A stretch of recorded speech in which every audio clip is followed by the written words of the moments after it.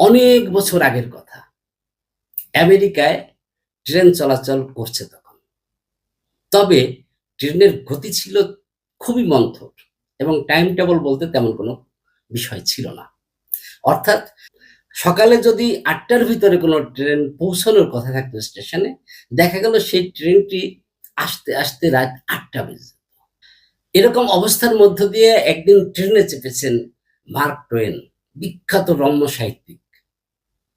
Mark two one ট্রেনে চাপলে train তো চলছে, চলছে, চলছে। কখন গিয়ে পৌঁছবে তার কোনো ঠিক ঠিকানা নেই। এত ধীর গতি, মার্ক টোয়েন নিজেই অস্থির হয়ে গেলেন যে আসলে এই ট্রেনটা কখন পৌঁছবে। এর ভেতরে ট্রেনের টিকিট চেকার উনি এসে বললেন, আপনার টিকিটটা দেখি। মার্ক টোয়েন তখন যে টিকিটটা চেকারের হাতে দিলেন সেটা ছিল হাফ টিকিট। আমেরিকার আইন অনুযায়ী 14 বছরের কম বয়সী মানুষগুলোই হাফ টিকিট ব্যবহার করতে পারবে।